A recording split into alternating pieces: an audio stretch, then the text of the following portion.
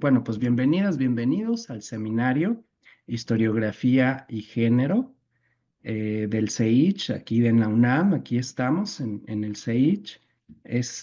Pues hoy es el día del cierre, es muy buen momento, creo que ha sido maravilloso, estoy muy contento, aprendí muchísimo.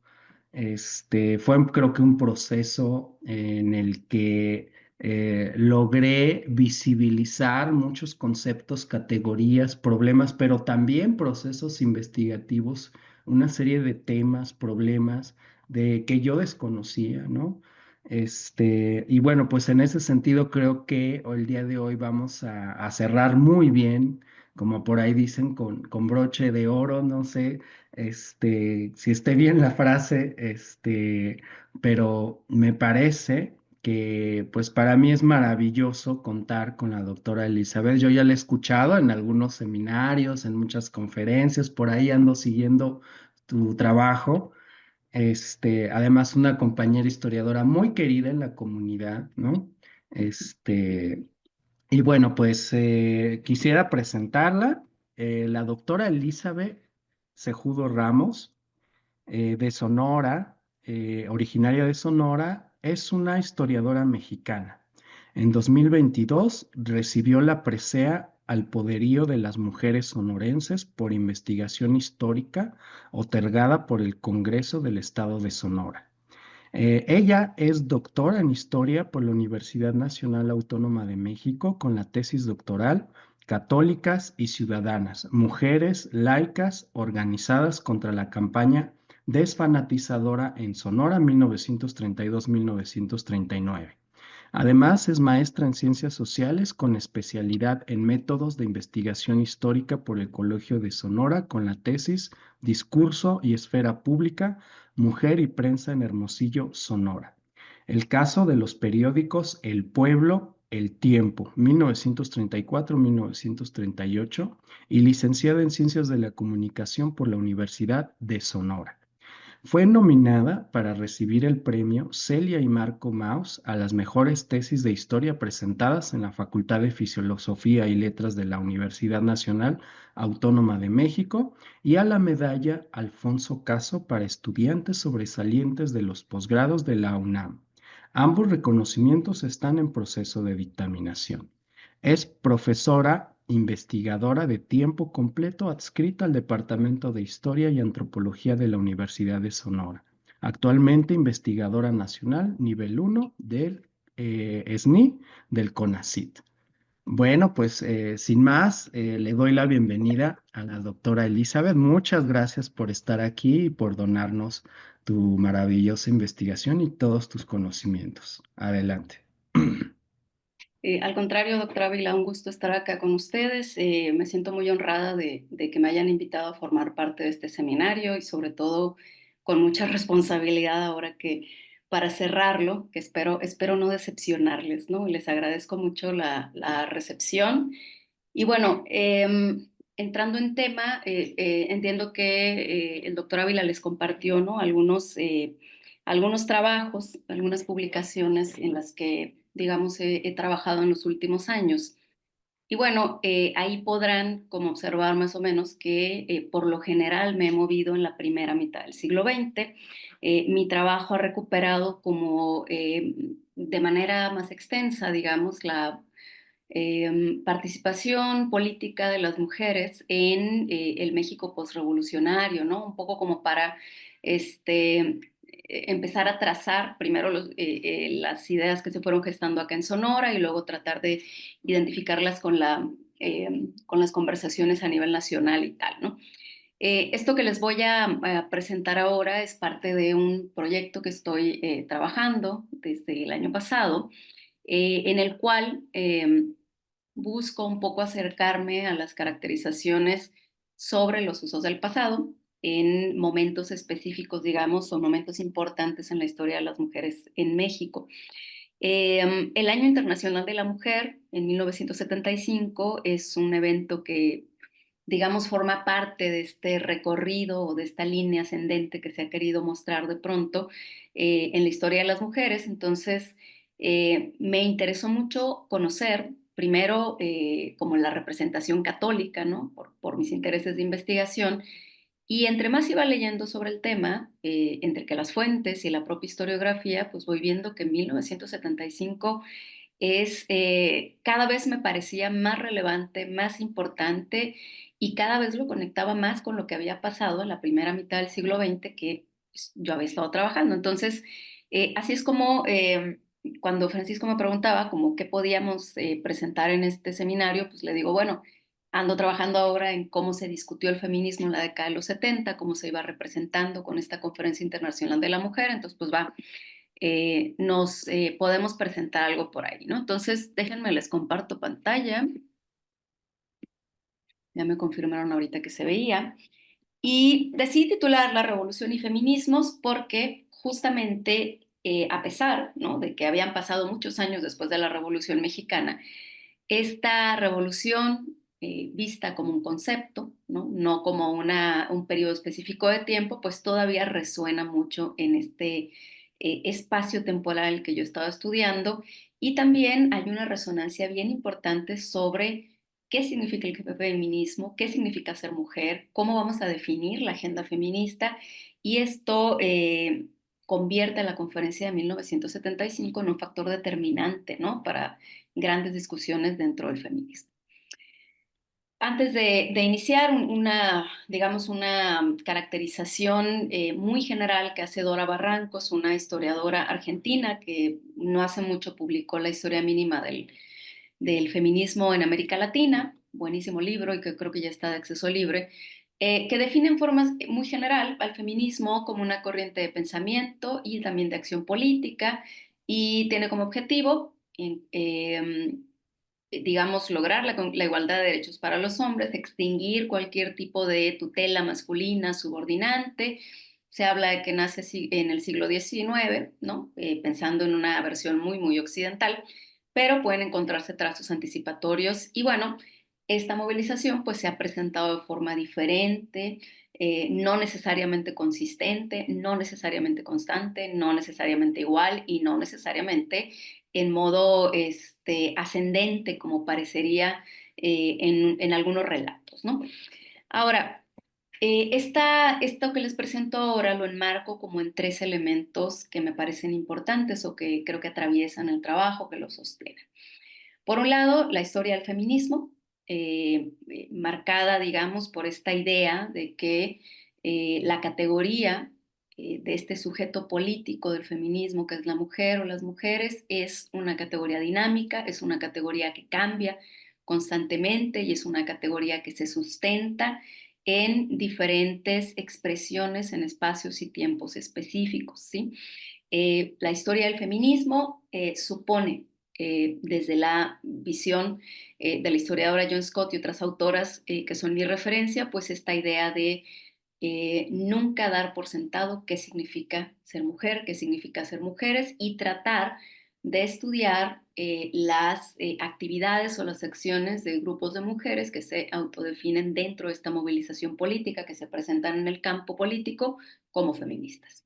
Ahora, la historia del tiempo presente, un poco lo que nos hablaba el doctor Ávila recién, alude justamente a cuestionar, ¿no?, estas ideas de la distancia histórica, de digamos, esta historia séptica que no debe tener ningún contacto con el pasado, con el presente, perdón, porque de pronto cambiamos, ¿no?, las cosas como si fuera volver al futuro o volver al pasado, no sé. Y pues no, hay como esta idea de que podemos darle historicidad a nuestro presente, de que el presente nos interpela constantemente y que siempre desde el presente vamos a hacer historia. Y entonces los procesos que vamos a estudiar o que vamos a abordar desde la historia no tienen que ser procesos cerrados. Pueden ser procesos abiertos en los que sigamos trabajando y, digamos, reconocer también y reconocernos como historiadores, como historiadoras, también como sujetas históricas y también ubicar a nuestros coetáneos y coetáneas como sujetos y sujetas que están haciendo historia, ¿sí? En ese sentido, identifico también como un elemento importante de mi trabajo la categoría de género, que en los estudios históricos implica, digamos, ubicar en espacios y tiempos específicos cómo las sociedades construyen la diferencia sexual, ¿sí? ¿Cómo le hacemos para definir qué significa o que vamos a definir, vaya, que hay hombres y que hay mujeres, y que hay solo dos géneros, y que hay solo dos sexos, o tres, o cuatro, o cinco, ¿no? Entonces, esta categoría también nos dice que no podemos dar por sentado que vamos a encontrar eh, lo mismo en diferentes espacios y tiempos, que no podemos dar por sentado que encontraremos un binarismo complementario, subordinado, sino que tendremos que ir, eh, digamos, minuciosamente explorando fuentes, explorando significados, instituciones, conceptos normativos y demás, para poder dar con cómo es que se constituyen, se construyen y perviven estas digamos, constituciones que hacemos los seres humanos de la diferencia sexual, es decir, pues básicamente cómo ordenamos el mundo, ¿sí? Una primera división generalmente es esta que atiende a lo que conocemos como género, ¿sí? Ahora, en términos de la historia del tiempo presente, yo lo he pensado así. El movimiento feminista es un proceso que no está acabado, ¿sí? Hay diferentes etapas, hay historiadores, historiadoras que cuestionan, ¿no? La metáfora de las olas, por ejemplo, y que dicen, no podemos llamarles así porque, bueno, aunque nos remitan a algo que va y viene, nos están, cuando las enumeramos, suponemos como cierta noción de progreso, ¿sí? Y no necesariamente aplica igual para todos los países, para todas las regiones, incluso para todas las localidades, ¿sí? En ese sentido, este movimiento feminista diverso, heterogéneo, ambiguo, contradictorio, si ustedes quieren, pues es un movimiento que sigue efervescente y la agenda de los feminismos de ahorita y de hace 60, 50, 80 años sigue manteniendo como bastantes cosas en común, ¿sí? Es un problema todavía la desigualdad, es un problema todavía la inequidad, es un problema todavía estas nociones de género que restringen y que obligan a la complementariedad y a la subordinación. Entonces, en este sentido, yo encuentro que podemos ubicar este trabajo dentro de la historia del tiempo presente en tanto que estamos atendiendo un proceso que todavía no acaba. Igualmente, estoy atendiendo o me estoy entendiendo como una historiadora testigo, una historiadora que vive y que escribe la historia, que piensa en la historia vivida y en la historia que escribe. Y sí, no solo soy coetánea de este movimiento, sino que me asumo políticamente como parte también de este movimiento. Y por otro lado, digamos, la noción de estos hitos temporales, ¿no? O de estos regímenes de historicidad también los momentos monstruo que va definiendo o que teorizan historiadores del tiempo presente, me parece que se ajustan bien a los elementos de explicación que a mí me han convencido o que he podido construir para tratar de platicar un poco sobre esta relevancia de la Conferencia Internacional de la Mujer. Las mujeres, nos dice John Scott, como les decía recién, es una categoría inestable, ¿sí? La inestabilidad y el dinamismo de esta categoría tiene una base histórica y por eso siempre el espacio y el tiempo son determinantes para definir la diferencia sexual y cómo nos entendemos, cómo nos representamos y cómo caracterizamos al sujeto político, ¿no? De esta movilización. Entonces dice, ¿de dónde viene la inestabilidad de la categoría? Pues viene del feminismo. En el feminismo encontramos la base para cuestionar y para ir cambiando esta categoría que entendemos como mujeres. Es entonces que en esta historia de las mujeres y de género vamos entendiendo la construcción de procesos de diferencia sexual en tiempos específicos, en mi caso a través de la historia de las mujeres y de género, abordamos críticamente el pasado, consolidamos a las mujeres como sujetas históricas, con agencia, con imaginación creadora, como sujetas que pueden imaginar mundos diferentes, mundos posibles, diseñar herramientas para obtenerlos, pero también el hacer historia de las mujeres, el hacer historia de género, el hacer historia del feminismo, nos permite desestabilizar en el presente estructuras que se nos presentan como naturales, ¿sí? Y estructuras que se nos presentan como dadas y que generalmente legitiman estructuras patriarcales, porque se presentan como naturales y porque no se cuestionan. Entonces, pensar en que yo caracterizo en espacio y tiempo algunas expresiones y ubico cómo las mujeres son agentes, cómo las mujeres son sujetas históricas que tienen posibilidades distintas en su entorno, implica que viven procesos de continuidad y ruptura, de herencia y de invención, y eso significa que si yo me coloco también en mi coetaneidad como una sujeta histórica, también tengo agencia y también tengo la posibilidad de cambiar lo que se me ofrece como natural. Y bueno, de acuerdo a John Scott, que ya pueden ver que soy bien fan, es importante pensar en la historia del feminismo de manera no idealizada, aunque sea difícil, aunque sea complejo, porque políticamente una milita en esto desde las juventudes. Hay que superar, ¿no?, esta tradición que la presenta como algo ordenado, como algo continuo. Hay que recuperar también las dimensiones negativas de la experiencia feminista, las contradicciones que son insolubles y que justo en este periodo, en nuestra coetaneidad, son súper, súper complejas porque están peleándose la definición del sujeto político del feminismo. ¿Qué es mujer? ¿Qué vamos a entender? ¿A qué vamos a aceptar? ¿Cómo? ¿Qué nos define como mujeres? ¿No? Preguntas que yo creo que todavía no hemos respondido de manera definitiva y que finalmente nos mantienen incluso discutiendo e incluso dejando pendientes, ¿no? Que no nos permiten lograr una representación igualitaria, incluso después de que se logra el voto, ¿no?, que es como uno de los grandes temas de la historiografía sobre las mujeres. Ahora, todo tiempo histórico, y ya voy para el 75, ¿eh? Todo tiempo histórico surge de una matriz, nos dice Facio.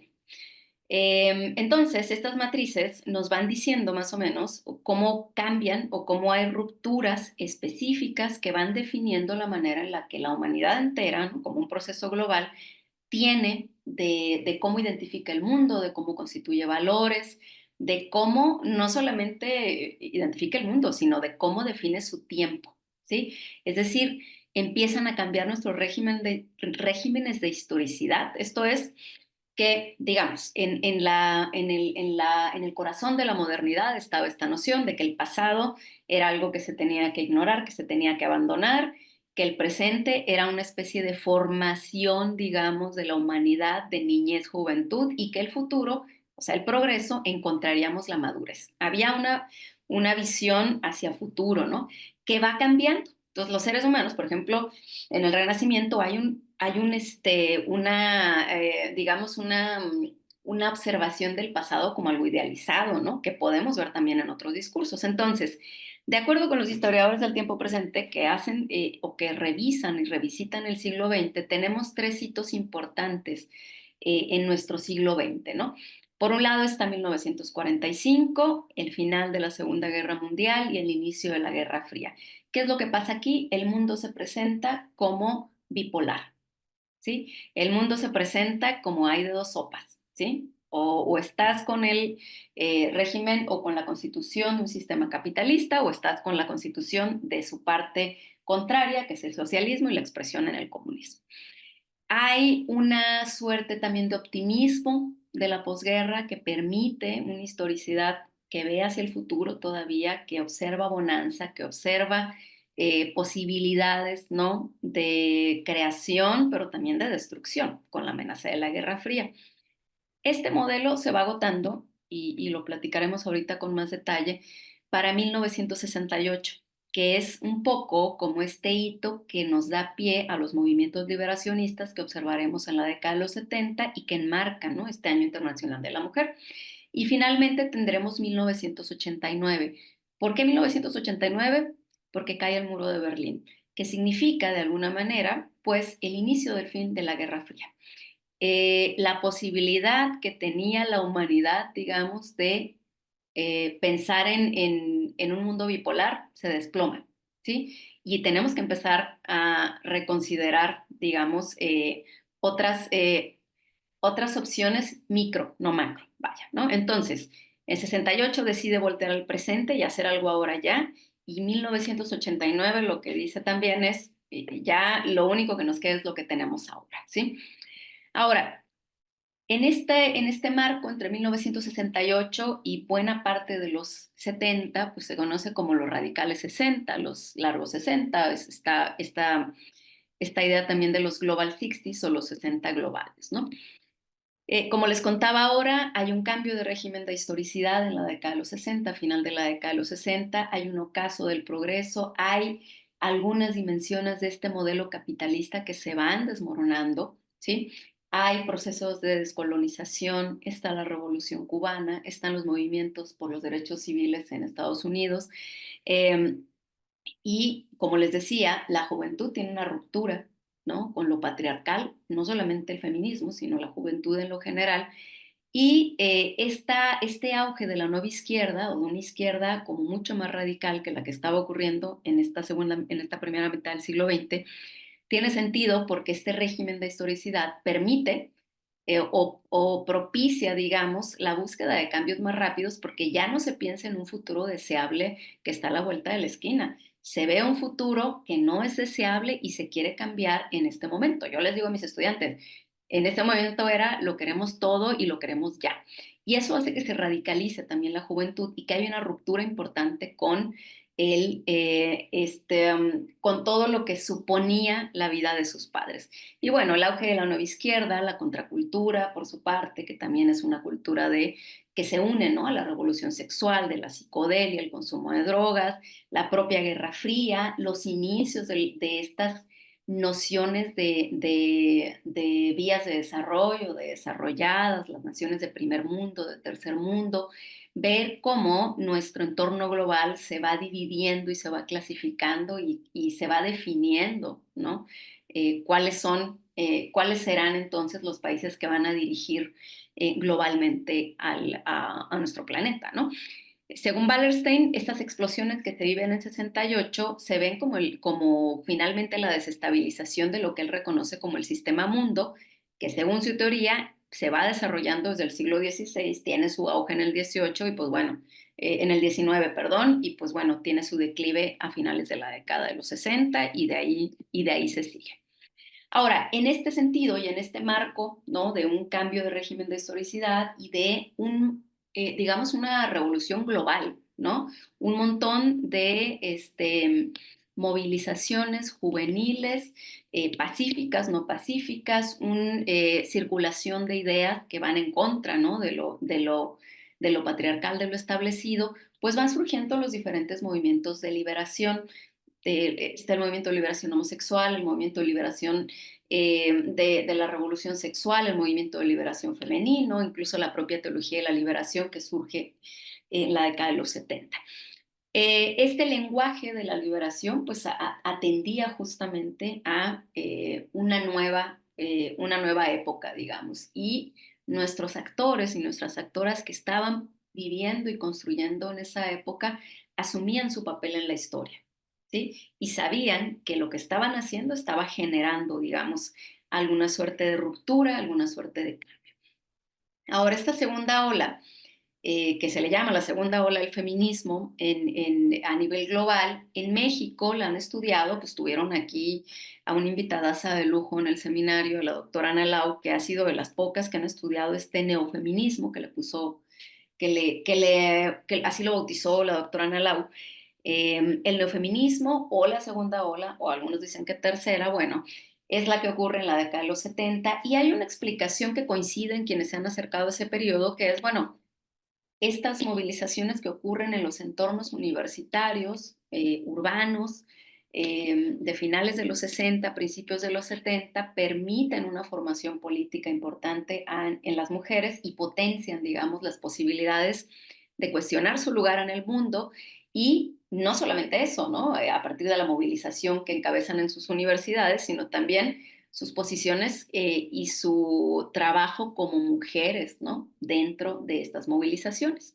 Hay varios testimonios que podemos observar, que podemos consultar en diferentes obras que hablan justamente de cómo al interior, ¿no? Estas organizaciones universitarias, movimientos estudiantiles, se empezaba a hablar del movimiento de liberación femenina, se empezaba a hablar de la igualdad, se empezaba a hablar de todos estos temas y debates que trajo consigo la nueva agenda de esta llamada segunda ola que empieza en la década de los finales de la década de los 60, ¿no? ¿Qué cambia, no? En esta llamada segunda ola, pues hay un cambio de gente importante, ¿no? Ya no se buscaba necesariamente la igualdad legal, incluso los propios ingresos a las escuelas, a las universidades, la igualdad de salarios y toda esta cosa.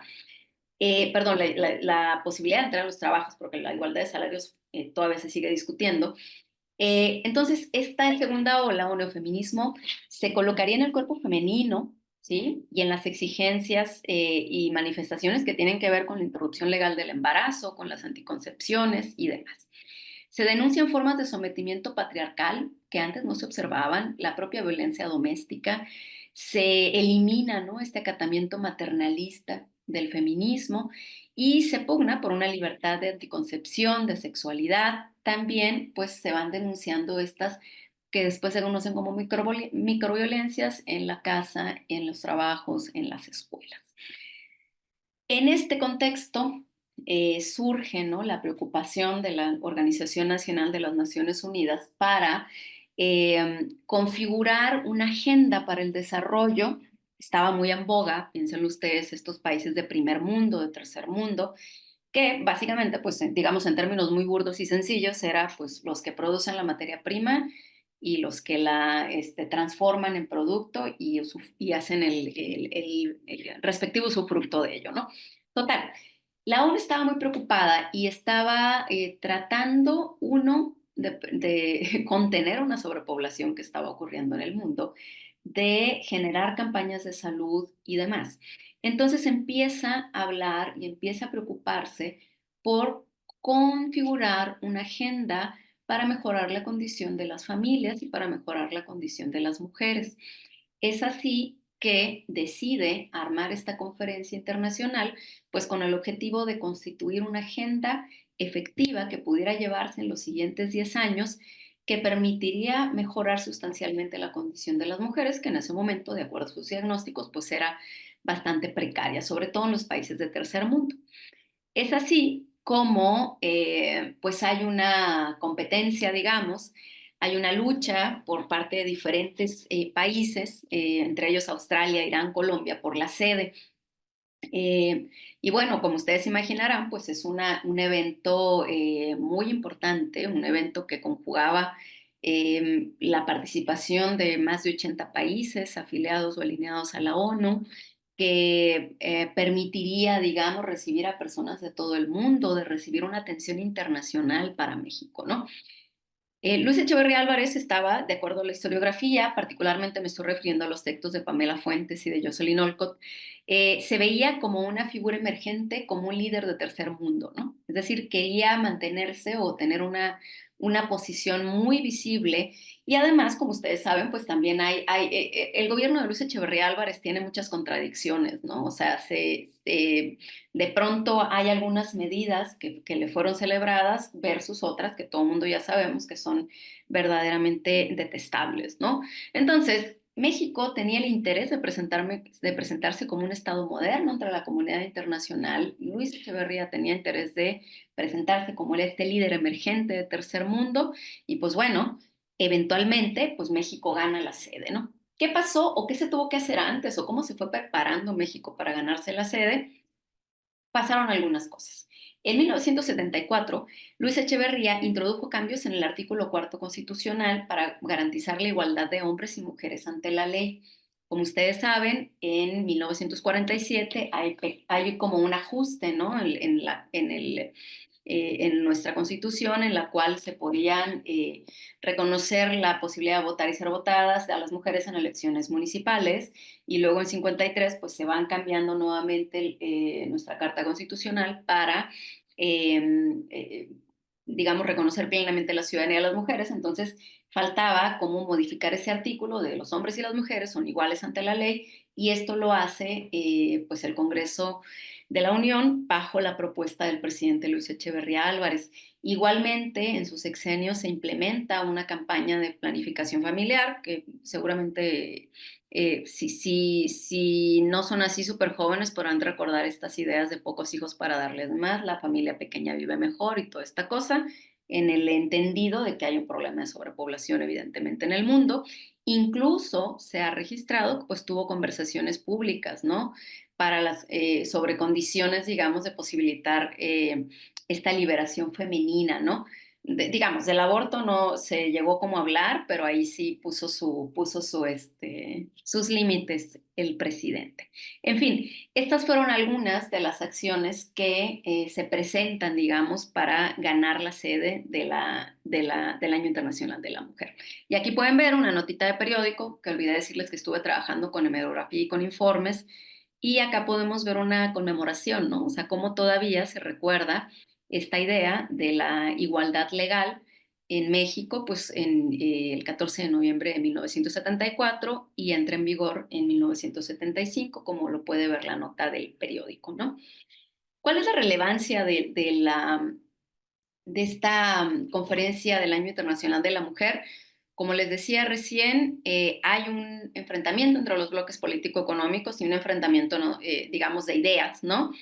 Eh, pero algo bien interesante que pasa en esta tribuna es que como van mujeres de tercer mundo y de primer mundo, se notan agendas muy diferentes, ¿sí? Mientras las mujeres que estaban o que se consideraban parte de este movimiento de liberación femenina, principalmente estadounidenses y europeas, y que tenían temas súper importantes como la interrupción legal del embarazo, como algunos derechos laborales, las microviolencias, el lesbianismo, la prostitución y la posible legalización y demás, pues las mujeres del primer mundo tenían, digamos, como una agenda que se enfocaba más a la cobertura de necesidades primarias, ¿no? Entonces, ¿qué fue lo que pasa con este enfrentamiento que en la prensa fue representado, según nos dice Pamela Fuentes, como un las mujeres juntas ni difuntas y vinieron nada más a pelearse?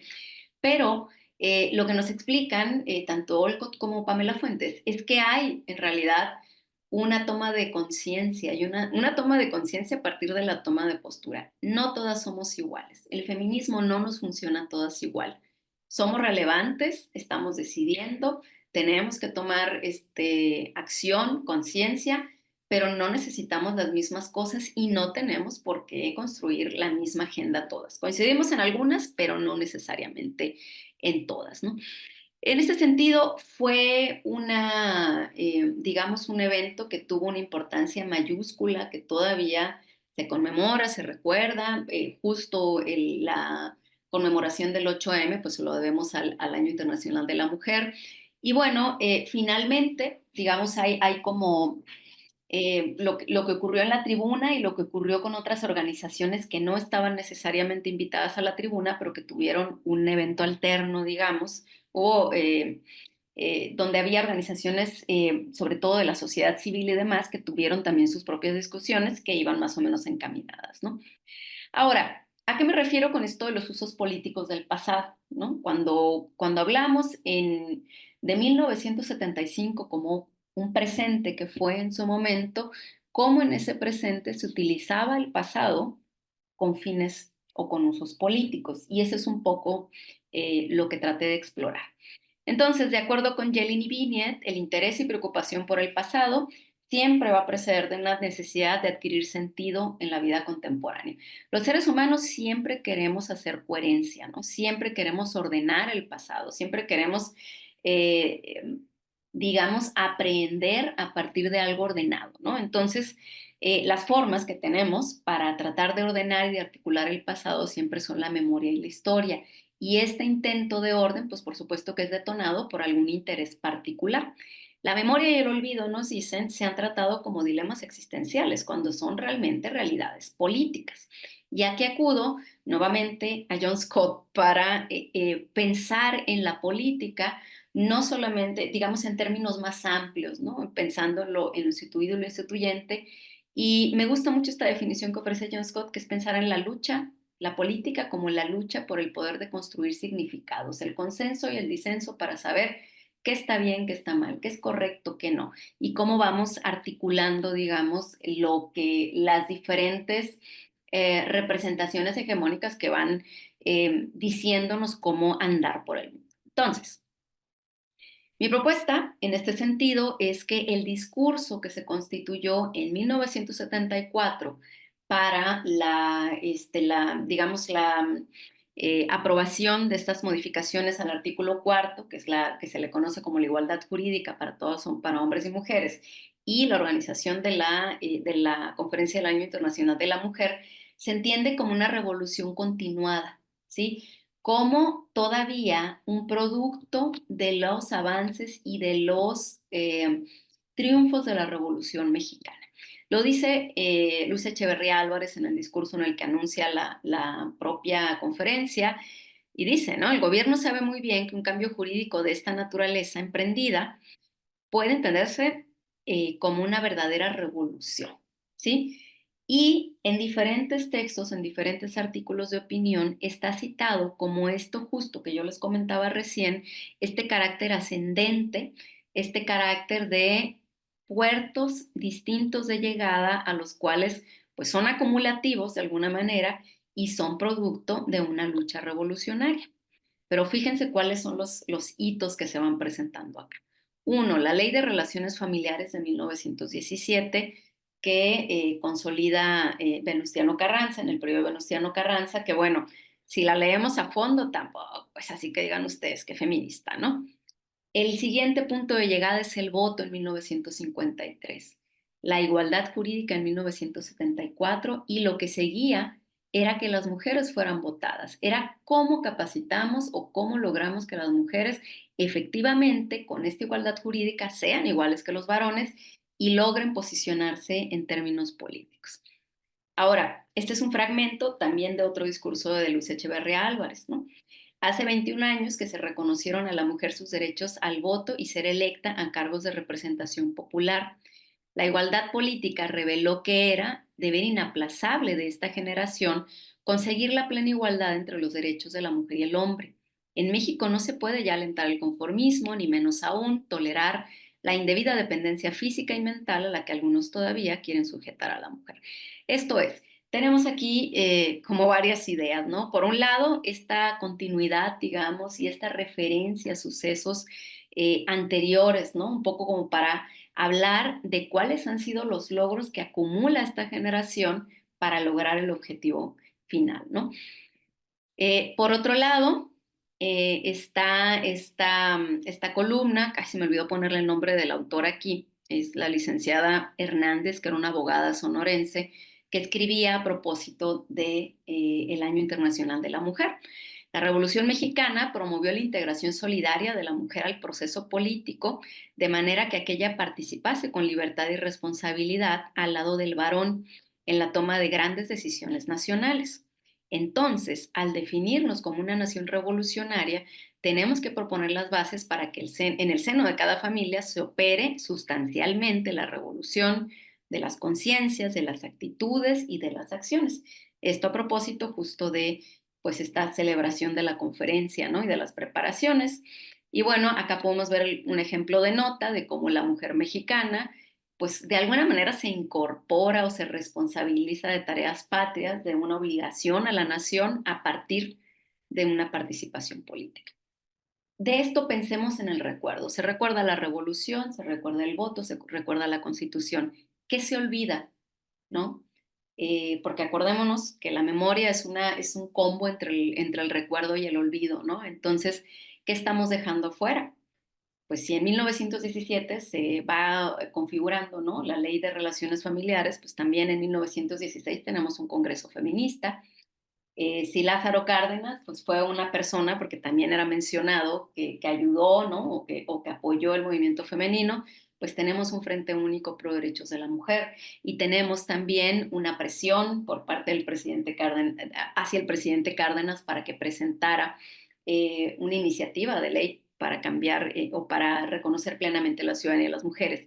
Mi punto es que este olvido no solamente pues está obviando diferentes procesos, ¿no? O diferentes eventos o agrupaciones, está obviando la agenda y la propia agencia de las mujeres, ¿sí? En el sentido de que, bueno, parecería que se están acumulando las facilidades para que ahora sí las mujeres participen, en lugar de reconocer que estas no han sido facilidades, sino son procesos complejos que finalmente pues, se van dando y que van configurándose a partir de la propia participación femenina. En este sentido, les ofrezco como esta idea de la ciudadanía activa, que a mí me parece que eso es un fenómeno que ocurre, ¿no? Solamente a mí, ¿no? Claro que no, pero es un fenómeno que es digamos, un concepto que a mí me sirve también como para explicar la participación de las mujeres previo, mucho, mucho antes de que estuviera, digamos, que se diera este reconocimiento pleno a su ciudadanía y que tiene que ver más con cómo las mujeres que han sido excluidas explícitamente de un ejercicio ciudadano, de un ejercicio de ciudadanía, pues ejercen ciudadanía organizándose de otras maneras, consiguiendo autonomía, tomando postura, generando posibilidades de agencia, ¿no? En este sentido, también hay otra idea que me parece interesante, que es esta noción de la revolución interrumpida, ¿no? Contra el feminismo de Estado. Una de las grandes críticas a la Conferencia del Año Internacional de la Mujer era justamente que los grupos feministas, digamos, más radicales, más jóvenes, que estaban asociadas al feminismo trotskista, al Partido Revolucionario de los Trabajadores, criticaban, ¿no? Que estábamos ante un evento en el que el Estado estaba tratando de legitimarse utilizando la causa de las mujeres. Entonces, estas jóvenes, porque eran muchas jóvenes, organizaron un evento alterno al Año Internacional de la Mujer y bueno, pues hablaron de la lucha de clases, de cómo el capitalismo no podía nunca lograr la igualdad entre hombres y mujeres y por supuesto sobre el aborto, que era una conversación muy importante en ese momento. Entonces, acá vemos una ruptura de este discurso revolucionario y vemos también en estas mujeres que se están posicionando un autorreconocimiento de ellas mismas como actoras, como sujetas históricas. En ese sentido también encontramos en estos discursos expresados por autoridades, expresados por columnistas y demás, los límites a la igualdad. La palabra igualdad, pues en 74 y 75, yo creo que si alguien hiciera un análisis de contenido y contara cuántas veces se dice igualdad en las notas de prensa, sería una cantidad insultante, ¿no? Entonces, cuáles son los límites, ¿no? De esa igualdad o cómo tendría que ser la igualdad? Eh, ¿Cómo tendríamos que ser liberadas las mujeres, ¿no? Y yo le pongo ahí que es una liberación moderada porque los discursos siempre van cercando, ¿no? Eres libre, eres libre, pero solo con trabajo. Tienes que hacer valer tu igualdad, ¿sí? Se ofrecía la oportunidad para crear un mundo en el que las mujeres pueden alcanzar su potencial, pero no debía caerse en el libertinaje. Es una agenda feminista incompleta, la que se ofrece o la que se busca por el Estado, y también un modelo ideal, que es una mujer que está liberada a través del trabajo, como podemos ver en esta nota, que también parte del discurso del presidente Luis Echeverría Álvarez, que solamente pues esta libertad podía lograrse a través del trabajo y de la educación y no de otras estrategias que pues estaban muy vigentes en ese periodo. Para cerrar, tenemos entonces la idea o la circulación de discursos públicos estatales alargando la idea de la revolución y la llegada de la justicia hacia las mujeres. Tenemos un olvido de la agencia humana y tenemos también una configuración de un modelo normativo que va conteniendo, ¿no? Que le va poniendo diques a este proceso de liberación femenina, que bueno, se intentó, pero no se logró, hay que decirlo, ¿verdad? Y bueno, una foto de mi gatita por haberme aguantado tanto tiempo, que sí me la aventé larga, ¿no? Muchas gracias. Muchas gracias, doctora Elizabeth, por esta maravillosa conferencia, que nos habla de un proceso creo que bien desconocido, coyunturas, la construcción de una temporalidad que nos ayuda a construir la historiografía en claves femeninas y feministas. Muchas gracias. Quisiera circular la palabra. ¿Quién quiere participar? Yo. Sí, querida Lulú, adelante. Este, Un poco enferma, no sé si me escuchan. Sí, sí, Lulú, adelante. sí, sí. Yo nada más, como premisa, creemos que la liberación de las mujeres, como dicen los manuales malditos a veces, es obra de las mujeres mismas. De Echeverría no nos va a dar la receta de cómo liberarnos. Pero digamos que aunque aparezca como que el echeverrismo o mantuvo una posición a favor de las mujeres y que incluso hubo un año de la mujer en el cual yo no estaba aquí, estaba en el exilio, bien reprimida, eh, pues resulta un poco contradictorio porque pues él tenía los límites del Estado y los límites de su propio ser como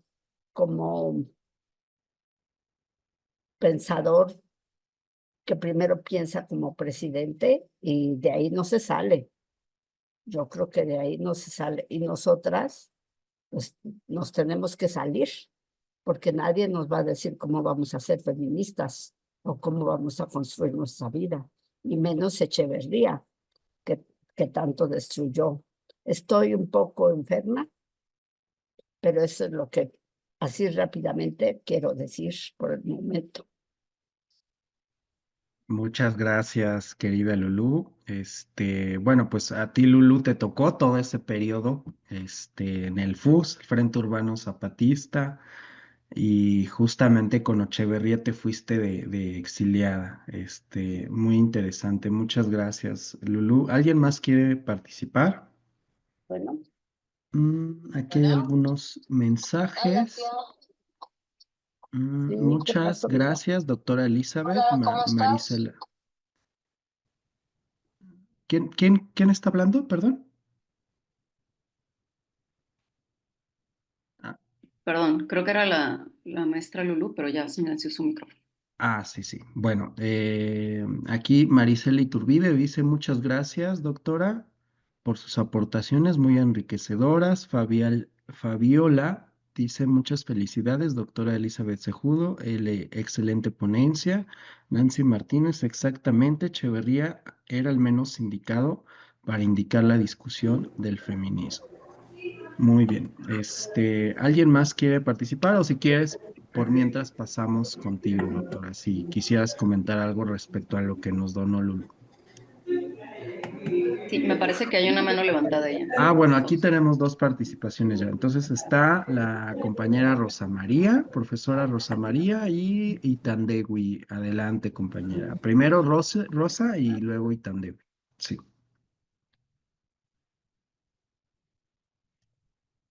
Ah, querida Rosa María, conecta tu micrófono. También estoy un poco enferma, así es que, pues, muchas gracias, maestra Elizabeth. Yo creo que todas las participaciones que ha habido, sobre todo en este año que, pues, cumplimos los 71 años de haber obtenido el derecho al voto, hay distintas visiones, pero yo quisiera recalcar lo que decía Lourdes, quienes estuvimos en los movimientos de izquierda y de pronto llegas al feminismo, te sorprende que en un periodo tan represivo como el de Luis Echeverría les tocó a ellos, o mejor dicho, a México, ser sede de la primera conferencia de la mujer. Entonces, es paradójico, pero como era paradójico que tuviéramos una visión internacionalista hacia el exterior y una visión totalmente de represión al interior, ¿no? Entonces, así era México y creo que así se fue construyendo. Yo recuerdo que en un libro de Marta Lamas, ella hablaba de que cuando se hizo esta reunión, pues las feministas, como bien decías, las trotskistas sobre todo, ¿no? Las que fueron las feministas pioneras, por decirlo así, ¿no? Pues ni le dieron casi importancia a este proceso porque de entrada venía del gobierno. Pero sí hubo una reunión paralela y creo que eso hay que rescatar mucho porque independientemente de que todavía hay unas visiones o sea, el feminismo trae muchas corrientes y entre las corrientes hay una visión de que quienes estamos trabajando en los sistemas que hoy proponen las leyes, tanto de igualdad como de violencia, se nos dice institucionales, ¿no? Pero más allá de eso, creo que es muy importante rescatar que siempre las distintas visiones del feminismo trataron de hacer reuniones diferentes a las del gobierno. Y eso es válido, muy válido, ¿sí? Porque tan es válido que algunas ahorita participemos en el sistema de igualdad, de violencia en nuestros estados, en nuestros municipios, porque nos interesa incidir, como también es bien válido compañeras que no participan en ellos y hacen críticas, ¿no? Entonces, eso es el feminismo, eso es lo que nos ha hecho generar procesos diferenciados, pero también hay que decirlo, que en este siglo se han reafirmado nuestros derechos, ¿no? ¿En qué sentido se han reafirmado?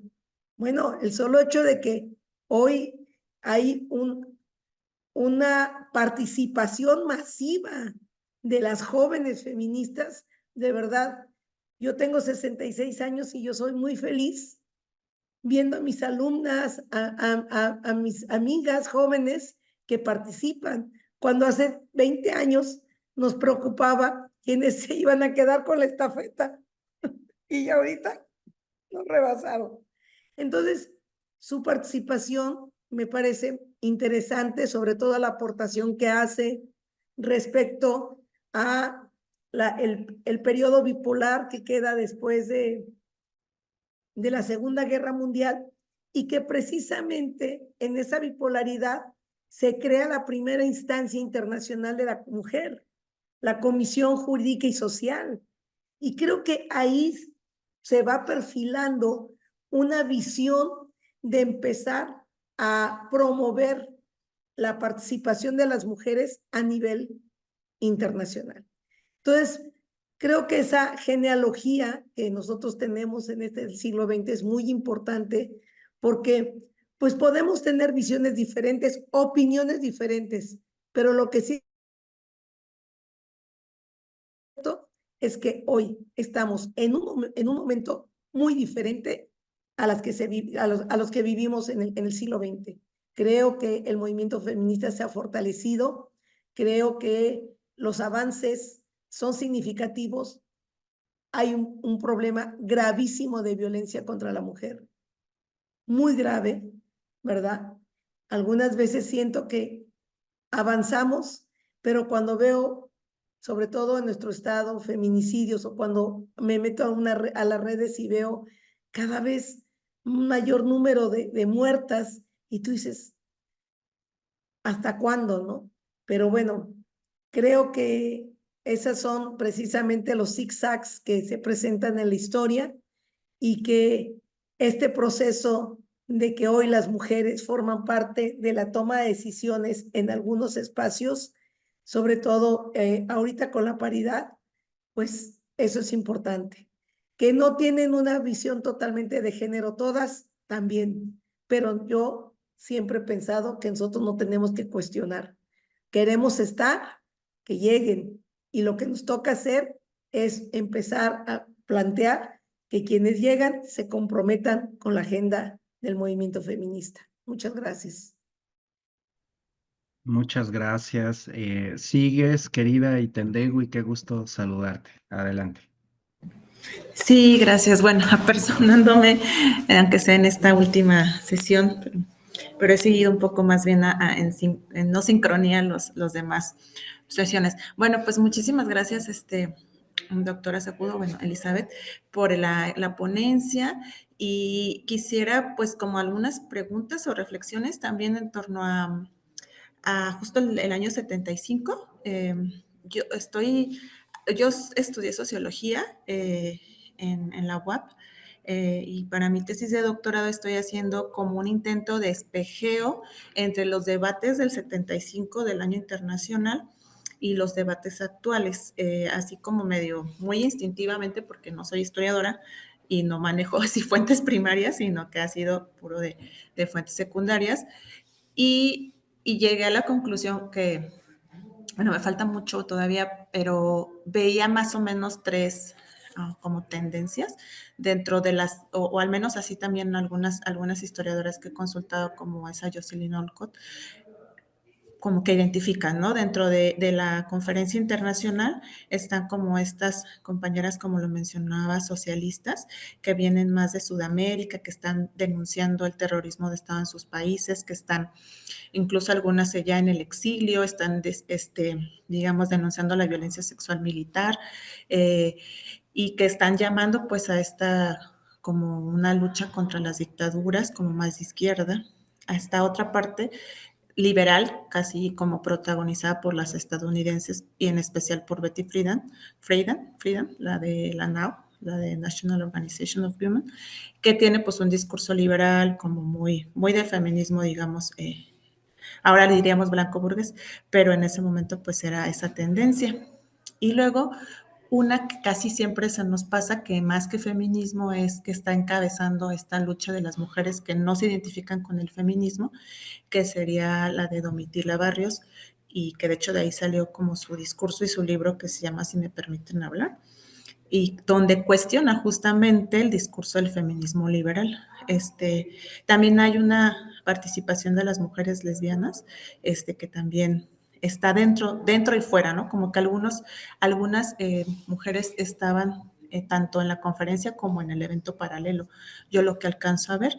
Y en espejeo con lo contemporáneo, claro que es un poco, o sea, me gusta mucho su marco del que parte de historia del presente, porque justo no sabía cómo decirle a eso, cómo justificar que podemos pensar el presente o incluso repensar el pasado a partir de lo que estamos viendo del presente, ¿no? Como Benjamin decía que era un relámpago, el presente como el relámpago del pasado, pero más allá de eso no sabía que en esta parte haya como bastante trabajo hecho. Entonces, en ese sentido, también siento que hay mujeres que no se identifican, o sea, actualmente, ¿no? En el movimiento, digamos, actual, que no se identifican con el feminismo directamente, o a lo mejor sí, como feministas comunitarias, pero que no parten como del hecho de su opresión únicamente como de género o mujeres, seguramente en el seminario lo han estado discutiendo, pero que desde entonces, con Domitila, empieza como digamos, a no es que empiece, sino digamos, hay una expresión en el que no todas las mujeres nos vamos a identificar por el hecho de ser mujeres, ¿no? Que esa es como una de las grandes preguntas, y que hay muchas respuestas y tradiciones que responden a eso. Entonces, pues eso, ¿no? Me ha dado como bastantes pistas, y agradecer eso, y agradecer pues la constancia del seminario, en que yo no lo fui, pero pues agradecer este espacio, y pues enhorabuena con un buen cierre. Gracias. Muy bien, gracias, Itandewi. Sigue la compañera Raquel y luego Jennifer. Hola, buena tarde a todas y todos. Un gusto, doctora Sajudo, escucharla y pues que nos comparta esta charla acerca de las cuestiones femeninas. Y yo tengo como una inquietud. No sé si ya ha abordado el libro de Mirar el mundo con lentes de género, en el cual tiene, del Colegio de México, ya tiene una participación ahí la doctora Gabriela Cano y el doctor Saúl Espino, que precisamente ponen un poco en la mesa esta discusión acerca de las olas, ¿no? Del feminismo, en donde Gabriela, yo la escuché a la doctora Gabriela en el Colegio de Jalisco, plantea un poco la situación que pues ya no saben hasta qué ola llegan ahora, ¿no? En qué olas han quedado, y sobre todo cómo se replantea esta situación, partiendo de que ella al primer momento le llama una emancipación intelectual, ¿no? Por parte de las féminas, y no precisamente pues como un movimiento o una ola, ¿no? Y posteriormente pues seguiría el aspecto de una emancipación, pero en el sentido de pues el derecho al voto e igualdad de trabajo, ¿no? Es para 1916. Entonces no sé si ha tenido la oportunidad leer este apartado, sobre todo por la cuestión de que lo que plantea el doctor acá no es esta mirar, ¿no? Desde dónde se puede llamar esta ola, ¿no? Porque precisamente es ese ir y venir, y si realmente podemos seguir hablando de olas o nos quedamos estancados en alguna ola en específico, y pues en qué momento, ¿no? Se empiezan a consolidar estos movimientos femeninos, ¿no? Que obviamente están involucrados de manera externa algunas participaciones, tanto masculinas y femeninas, pero hasta dónde podríamos seguirle llamando olas, o cómo lo tendríamos que contemplar ahora, ¿no? Sobre todo porque escuchándola mencionaba precisamente, ¿no? El debate que se tiene entre historiadores, pensando en qué ola, en qué momento surgen, van y vienen, ¿no? Entonces, me gustaría conocer un poco su opinión, por favor. Gracias. Bueno, y cerramos esta ronda con Jennifer. Adelante, compañera. Hola, hola, muy buenas tardes a todos. Primero que nada, agradecer a la doctora Elizabeth por su excelente participación, un muy buen trabajo, una ponencia, la verdad, muy padre. Y pues bueno, también agradecer el hecho de poder haber estado dentro de este seminario, pues son muchos cambios, muchos aprendizajes, pero pues yo siempre he dicho que pues, la temática siempre ha sido interesante, sobre todo por nosotras mismas, que somos las mujeres que participamos dentro de estos mismos espacios de trabajo y que afortunadamente algunas tenemos esta oportunidad de vivirlo, de hacerlo, de tenerlo. Pero creo que es importante reconocer también que no, pues a pesar de que estamos en el pleno siglo XXI, pues no todas las mujeres tienen o tenemos esas mismas oportunidades. Y al estar escuchando esta charla, retrocedí un poco, la verdad, y pues bueno, en el caso de el doctor Francisco, que tuve la oportunidad de trabajar con él en un seminario también del doctorado, regreso un poco y recuerdo en esos momentos cuando estábamos cursando los seminarios y que de repente cuando uno como mujer, a pesar de toda la lucha, de toda la constancia, pues aún sigue teniendo el miedo de poder enfrentar y enfrentarse a los demás. Recuerdo perfectamente cuando tenía los seminarios y tenía que buscar espacios para poder trabajar, un espacio, como decimos por ahí, un rincón para poder yo socializar en los círculos de reflexión que hacíamos, socializar las cosas para los otros, para los compañeros del seminario, pero al mismo tiempo era ocultar lo que yo estaba viviendo. No sé si me explique. Desafortunadamente pasan los años y ahora me doy cuenta que esa liberación como tal de una mujer, entre comillas, fuerte, libre, un poco o mucho o más o menos preparada en la lucha de poder salir adelante con los hijos. Y recuerdo y digo, pues, ¿qué pasa con nosotras las mujeres, no? Yo creo que la cuestión del feminismo, la cuestión del machismo, aún está muy arraigado, pero a pesar de todo eso, pues siempre ha habido una manifestación de lucha de parte de nosotras. Pero yo creo que la lucha más grande, o más bien la contraparte de la lucha es de los hombres, de los caballeros, que afortunadamente o desafortunadamente para ellos, pues tienen o han tenido el poder sobre nosotros desde hace muchos años y que para romper ese esquema, pues yo creo que va a pasar mucho más tiempo mientras nosotras no aprendamos a tener nuestro propio valor. Y creo que eso poco a poco yo lo he ido aprendiendo y que ahora, a partir de cuando yo tuve la oportunidad de lo del doctorado, he levantado un poco más la voz, correcta o de manera incorrecta, no lo sé, pero sí por lo menos tratar de defender y defenderme de lo que yo pienso y lo que tengo que hacer, siempre y cuando yo considere que pues es algo bueno y algo positivo. Mientras que algunos años atrás, ese miedo de poder enfrentarse, pues estaba de manera latente. Entonces, pues yo escucho las historias de muchos o de muchas, historias de mujeres de hace 50, 60 años, y que si hacemos el comparativo, algunas de nosotras creo que seguimos viviendo ese mismo movimiento, ese mismo temor, esa misma lucha, pero quizás por la pena de que los demás no se den cuenta o no se enteren que tenemos esa lucha de manera interna, nos ponemos o nos manifestamos fuertes, rígidas, nos ponemos una cara dura ante los demás, pero en realidad todo ese miedo y esa, híjole, lo tenemos a flor de piel. Entonces creo que para poder cambiar esta formación, pues ha sido, seguirá siendo difícil, pero pues no imposible. Creo que es poco a poco, son pasos chiquitos, pero bien firmes.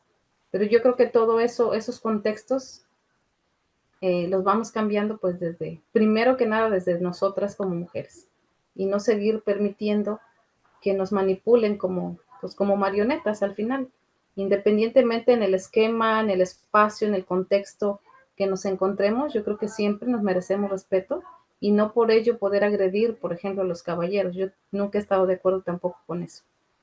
Pero pues bueno, romper esos paradigmas es difícil, y pues bueno, ¿qué más pudiera compartirles? Yo agradezco la oportunidad que se me dio de este seminario. He estado atenta a todo lo que se ha compartido, y yo creo que pues esos son nuevos aprendizajes. Gracias a cada uno de ustedes, gracias a la doctora Elizabeth, a Francisco, y pues esperemos que un poco más adelante podamos seguir compartiendo lo que como mujeres podamos seguir en la lucha, ¿no? De poder reconocernos primero que nada para poder valorarnos. Pues muchas gracias. Gracias por tu donación, Jennifer. Lulu, ¿quisieras hacer algún agregado? Conecta tu micrófono, querida Lulu. Muy pequeño. Yo creo que no se puede decir las féminas, porque eso es hablar de las mujeres en tercera persona. Somos mujeres y la humanidad está dividida en hombres y mujeres. Hay muchas clasificaciones de los trans, de las lesbianas, de los homosexuales, etcétera. Pero en realidad somos hombres y mujeres, y cada quien hace de su sexo lo que se le da la gana, porque pues es un derecho del cual se nos ha privado mucho a nosotras las mujeres. Nada más.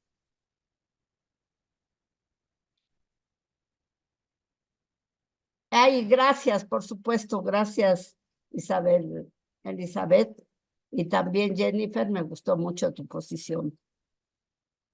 Gracias. Gracias, Lulu. Bueno, pues doctora Elizabeth, ahora sí te damos la palabra. Híjole, cómo aprendí con las preguntas, la verdad, con los comentarios.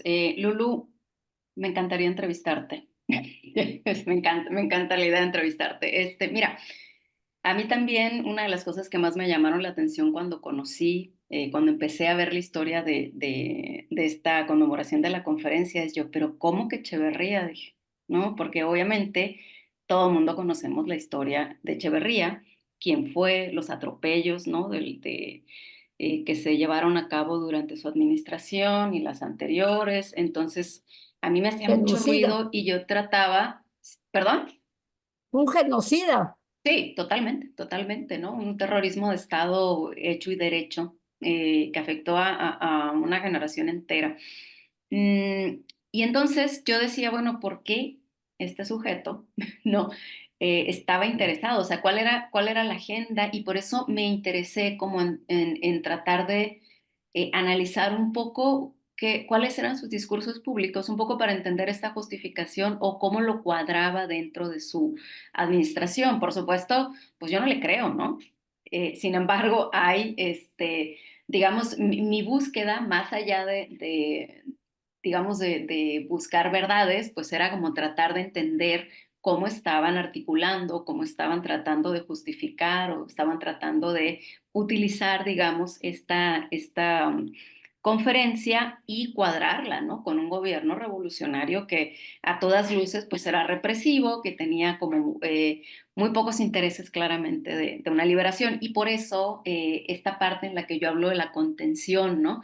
Es decir, sí liberación, pero cómo cargamos ese concepto, ¿no? Que los conceptos se cargan y se descargan de significados y siempre hay quienes las están significando de diferentes maneras. Entonces, ¿qué significaba o cómo ponían sobre la mesa la liberación estas personas que formaban parte de la administración echeverrista, ¿no? Que además eh, fue el colmo que mandara, no me acuerdo ahorita cómo se llama, el que era procurador de justicia, que lo ponen como para presidir la conferencia.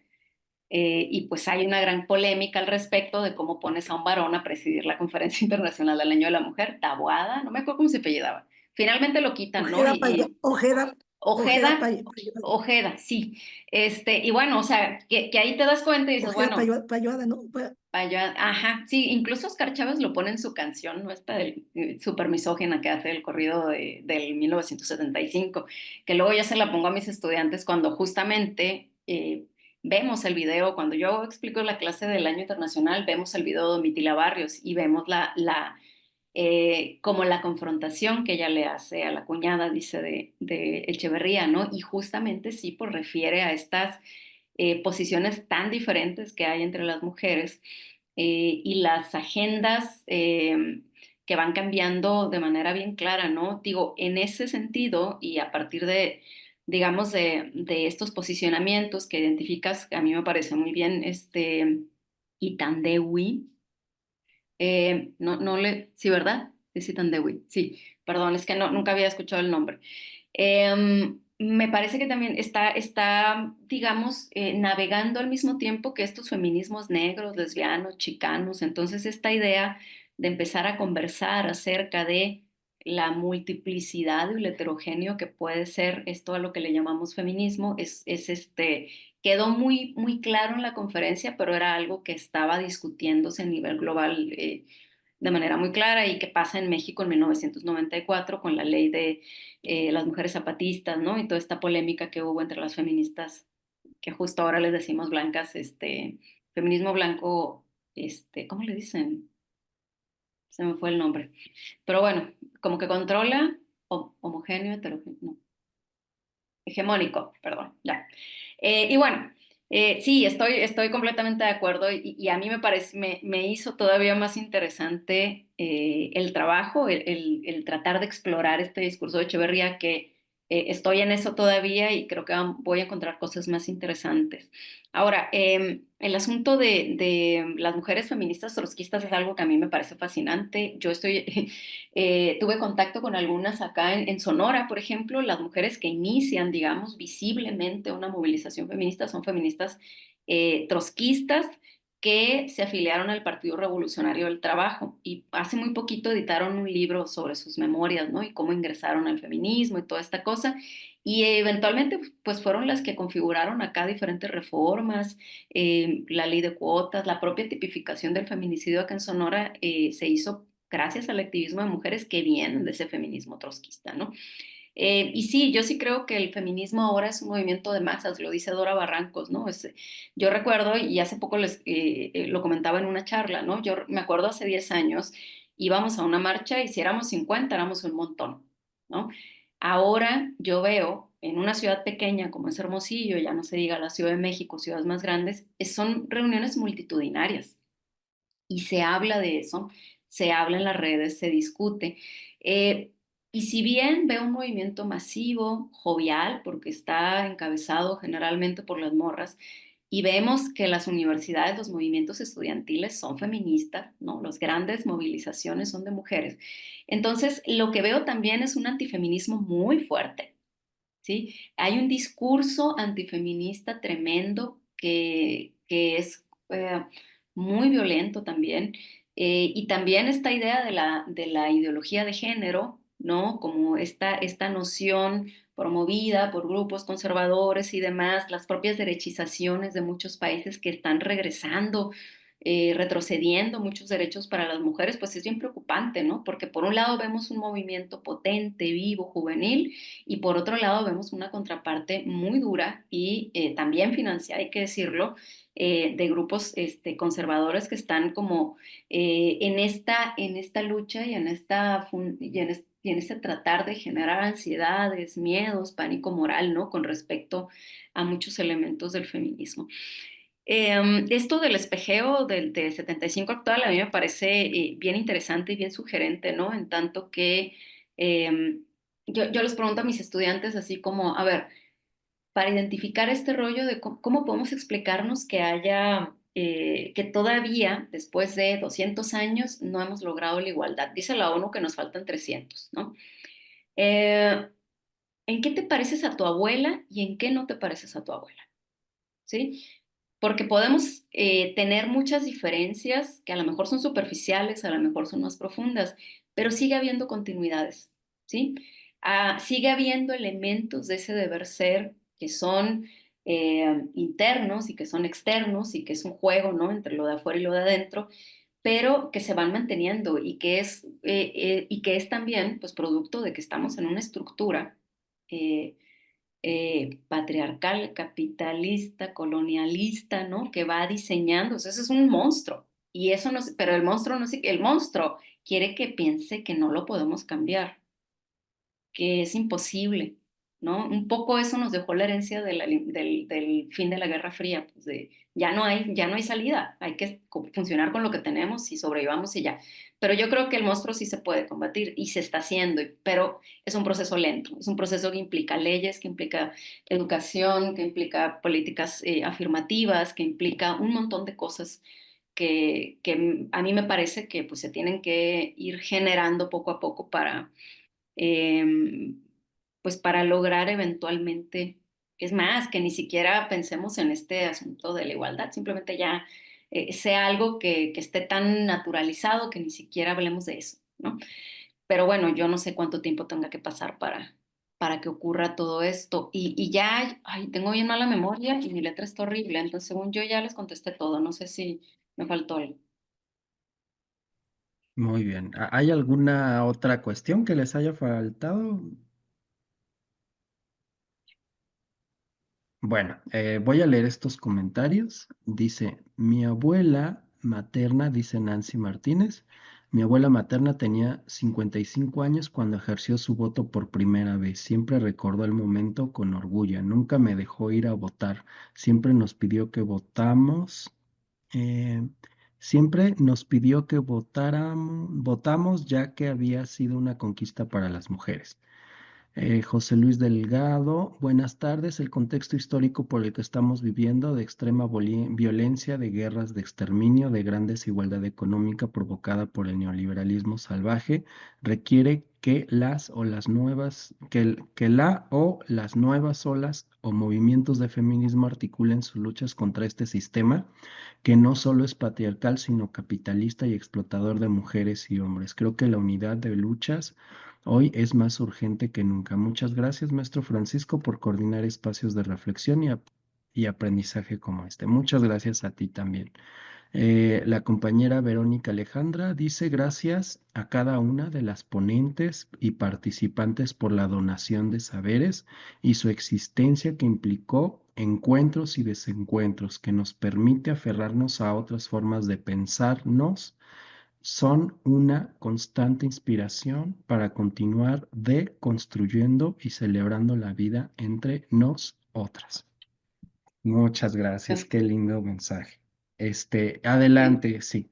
Sí, no, dijiste de las olas y no respondí esa parte, ¿no? Sí, sí, conozco el trabajo de Gabriela y Saúl. De hecho, lo consulté justo para este trabajo. Me parece una propuesta bien interesante. Yo creo que yo lo leí superficialmente, la verdad, con prisas, porque estaba así como tratando de entenderlo un poco. Creo que haces una interpretación muy buena que voy a releer el texto con estas ideas que planteaste, y sí lo conozco y sí creo que es algo que se tiene que discutir.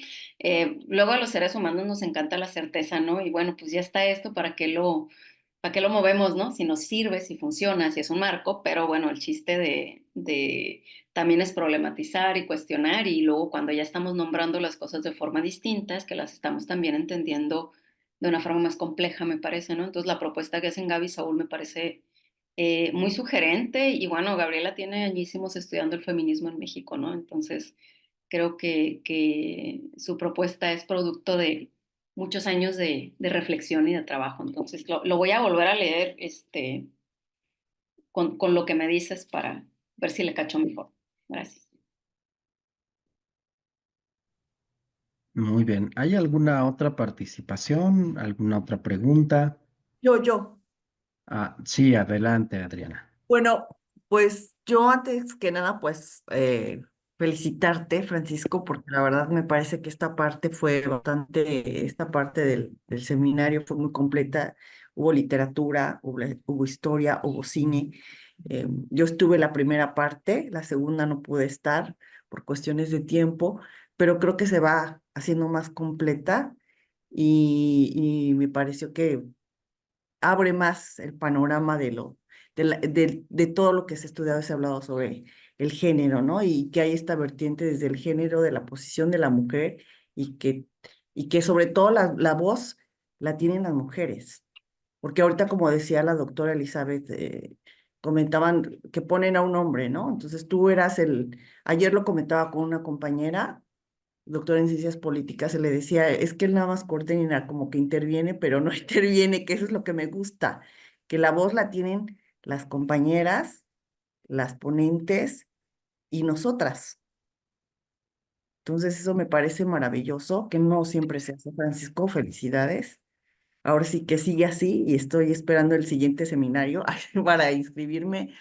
Doctora, leí varios textos de los que nos mandó Francisco y la verdad es que me pareció increíble, sobre todo la cuestión de Sonora. Yo hace 2 años estuve trabajando un poco ese tema, escribiendo artículos, y si, bueno, si pudiéramos tener más artículos que compartiera con Francisco y que nos los hicieran llegar sobre el voto. Ahorita leía el comentario de una compañera del voto de la mujer.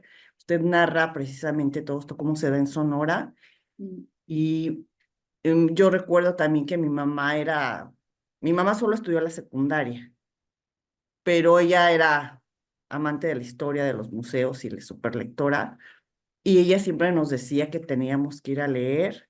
Recuerdo la calcomanía de La familia pequeña vive mejor, muy bien, yo nací en el 71 y las familias eran yo recuerdo de 7, 8 hijos, una de las mías era la más chica, yo me sentí en ese tiempo porque éramos 4 nada más. Entonces, recuerdo mucho eso y mi mamá apoyó mucho a Rosario Ibarra de la Piedra. Mi mamá era activa políticamente, a pesar de no haber estudiado, y siempre nos decía que lloviera o tronara, teníamos que salir a votar. Así fuera lo último que hiciéramos, teníamos que salir a votar nosotras para poder transformar el mundo. Entonces, me parece muy interesante todo esto que se ha hablado y lo que han compartido las compañeras. Solamente quería agregar eso porque es la última sesión y me parece importante, Francisco, comentarte que me pareció increíble esta parte del seminario. Muchas gracias, Adri, pues, por este transitar y sobre todo, pues, por la donación de la doctora Elizabeth y de todas las compañeras, colegas, historiadoras, antropólogas, que pues han compartido sus investigaciones, sus conocimientos y realmente ustedes son las que han hecho este seminario. Bueno, creo que Marisela Iturbide quería hablar. No sé, Marisela, si te entendí mal hace rato que alzaste la mano o no.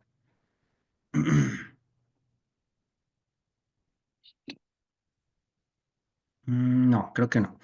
Bueno, pues entonces, pues si ya no hay más comentarios, pues entonces ya estaríamos encaminándonos a ir cerrando.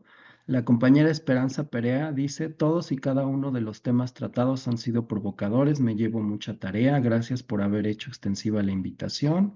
Rosa María, Francisco, gracias por este espacio, gracias a todas por sus participaciones y reflexiones. Esperamos que el acuerdo de tener un encuentro presencial se pueda realizar. Muy bien. Y María Elena dice muchas gracias, felicitaciones por todo tu gran trabajo, Francisco. Muchas gracias a ustedes, sobre todo ustedes son quienes hacen este espacio. Este, bueno, Oliva, ¿tú quieres participar? ¿O te agarré? Ah, ok. No, pues Ah, bueno, ya si estoy aquí, pues gracias, Elizabeth. No, a mí me llama la atención más bien, ya que hablé, pues ya que ando por aquí. Elizabeth, pues gracias, doctora, pero principalmente esta manera de ir construyendo y de ir enfatizando las categorías en las formas de lo que es ser mujer, de lo femenino, de lo masculino, ¿no? Del trabajo de periodización y de fuentes, ¿no?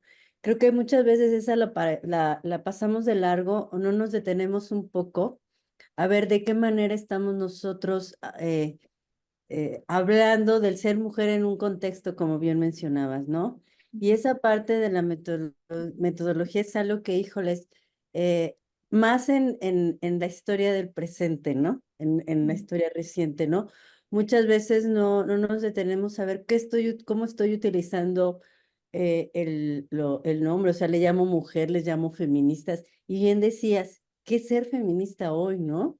O sea, en estas distintas maneras de revisar el feminismo, no es un feminismo, hay feminismos, ¿no? ¿A qué feminismo me estoy refiriendo?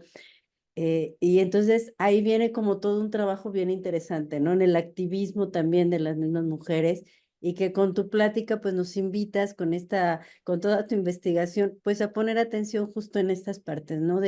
En un mundo justo tan complicado de lo que resulta hoy ya no solamente ser mujer o hombre, sino ser individuo, ¿no? Desde dónde estoy viendo al individuo en tanto sujeto histórico para ver la desigualdad que existe, la manera en que se está caracterizando, la manera en que lo estamos nosotros estudiando, ¿no? Y algo que, bueno, nada más aprovechar en este seminario, algo que me ha encantado, que me ha gustado mucho, es justo la importancia que le han dado a la investigación de hoy tiempo pretende, ¿no? Y es desde la importancia, la emergencia que tiene la violencia en la que se ha visto permeado hoy, digamos, apenas pasó el 26N, ¿no? El 25, perdón. Y fue algo bien interesante porque, digo, en varias instituciones, lugares se abordó el tema y hay desde los niños pequeños ya tienen una noción de que sí hay violencia, desde su propia manera de ir configurando cómo ellos mismos se asumen, ¿no? Entonces también esto me parece bien interesante, así como las mujeres que mencionabas a lo mejor en los 30, 40, con el grupo de el Frente Pro Derechos de la Mujer, 60, 70, hoy, ¿por qué es esta necesidad de hablar de estos temas, no? ¿Cuál es la violencia? ¿Cuál es el tipo de violencia? Porque la violencia ha existido siempre, ¿no? Y en este contexto, ¿cuál es la violencia y por qué tenemos que hablar de esto, ¿no? ¿Por qué nos reunimos aquí? Y pues yo la verdad agradezco a Francisco, a todas las ponentes, porque en todas las participaciones, las donaciones, que además me encantó la palabra donaciones de todos los participantes, las personas que estuvieron también con todos los que participaron con sus comentarios, con sus donaciones, me parece fundamental esto, ¿no? Yo me quedo con esa pregunta hoy ¿cómo se representa violencia y en mi hacer cotidiano, en mi hacer como buscadora de fuentes y tratar de darle voz a los vivos y a los muertos? ¿Dónde estoy también en esta emergencia de eh, visibilizar esa violencia, esos nombres, esas demandas, esa necesidad de hoy, ¿no? Entonces, pues gracias, Elizabeth, y ya. Aproveché el estar por aquí. Gracias, Francisco, y gracias a todos y a todas. muy bien. Marisela Iturbide, Gracias. cerramos contigo. Muchas gracias, Oliva. Muchas gracias. Adelante, Marisela. Hola, buenas tardes a todas y todos. Bueno, quiero agradecerles a todos los ponentes por sus valiosas aportaciones en este seminario.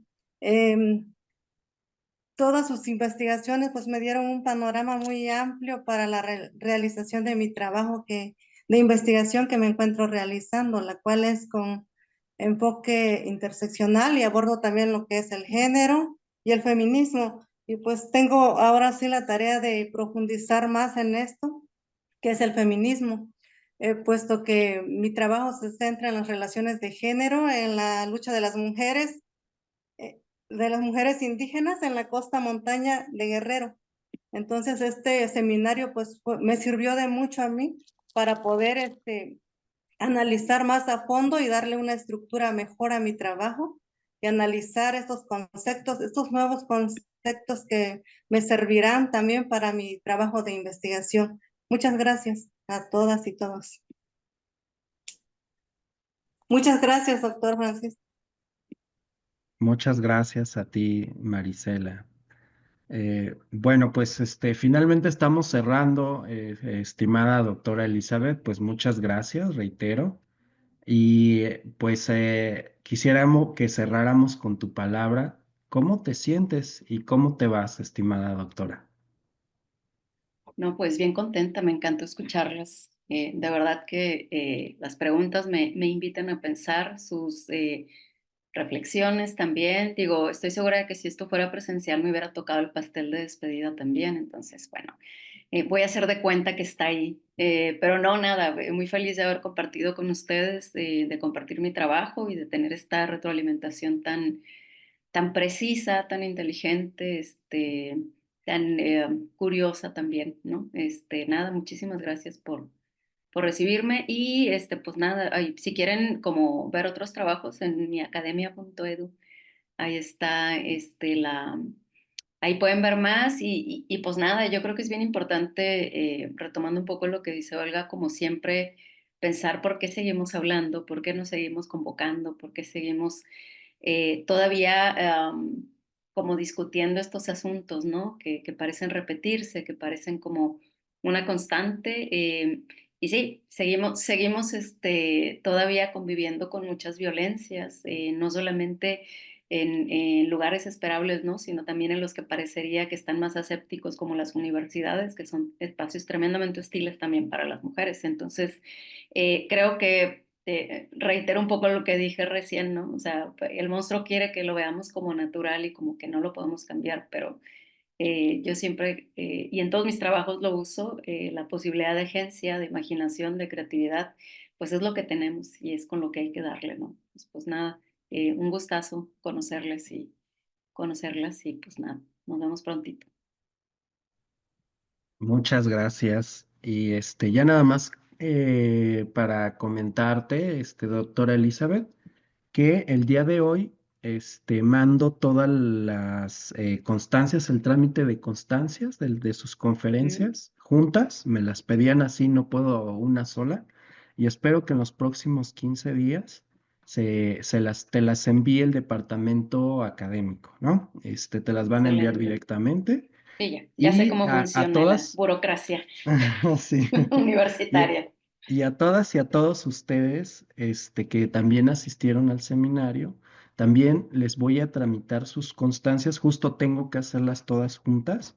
Nada más que aquí en la UNAM, especialmente aquí en el SAGE, me piden que tanto ponentes como asistentes, pongan en un formato su CURP, ¿no? Entonces, desde el principio, todas y a todos los estuve ahí, y que la CURP y que no sé qué, ¿no? Bueno, realmente se me hace muy engorroso, ¿no? Pero les voy a pedir ese dato, lo voy a poner en un Google Drive. Por favor, revisen porque en el seminario pasado me retacharon como 4 veces que porque estaba mal esta curva. Además, se dan el tiempo de confirmar que sean adecuadas. Es que aquí pues la administración creo que tiene muchos, eh, creo que como ya son constancias digitales por sistema, Ujú, sí. si el sistema corrobora y si no es un número real, Ujú. no permite hacer la constancia, ¿no? Entonces les voy a pasar la lista con las curves de ponentes en un correo aparte y compañeras que están aquí en este seminario.